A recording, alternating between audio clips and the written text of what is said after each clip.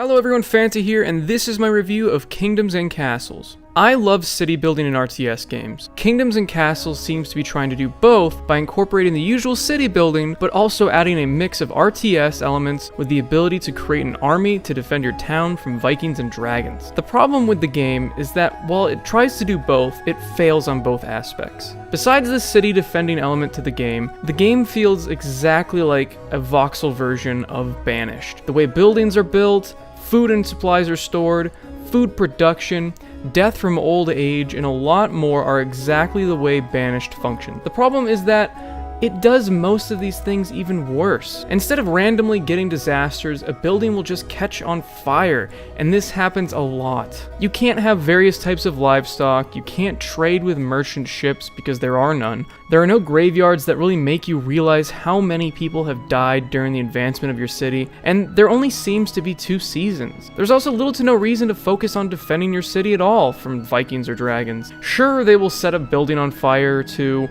but they only make your people unhappy for a little while, and then besides those 2 minor inconveniences, there's no real threat from either of these enemies. Dragons won't eat people, and Vikings won't plunder or murder, so who cares? There needs to be more of a penalty for these enemies attacking, so that I actually fear the next attack instead of groaning at the fact that I won't get new settlers for a year. Also, the maps are extremely tiny. In Banished and other similar city building games, the map is huge and makes you feel like you could never see the whole thing. Kingdoms and Castles maps, which are all islands, make me wonder how many hours it will be before I cover the whole map and have nothing to do. This tiny map problem is amplified due to the fact that this game has no workshop support.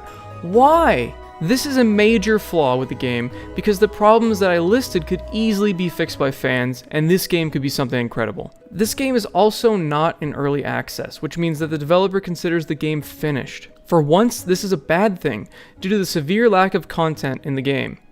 Now, I know that the developer has a roadmap for future development, but if the game were in early access, I'd feel safer knowing that even the developer thinks that this game needs more content to be considered a full game. Right now, they are planning to have a merchant/trading port, which is something from Banished again, but it's definitely needed.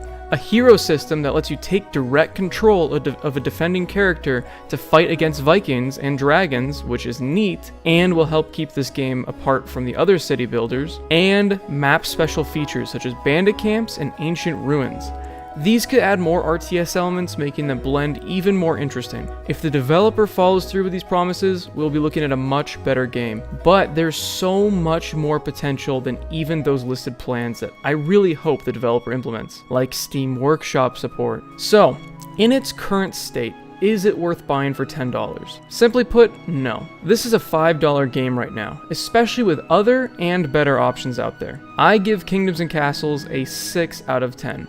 Like I said, this isn't a bad game necessarily. It just gets old very fast and you find yourself running out of things to do way too quickly. I really want this game to continue development, and I hope that the negative reviews coming in on Steam are something the developer can learn from instead of getting discouraged. He's on the right path to an amazing game. He just needed to add more content before officially releasing it. In the end, you only get one launch and you need to make it count. Thanks for watching, everyone. I hope you guys enjoyed the review. Definitely leave a like down below and comment down below whether or not you're thinking about picking this game up.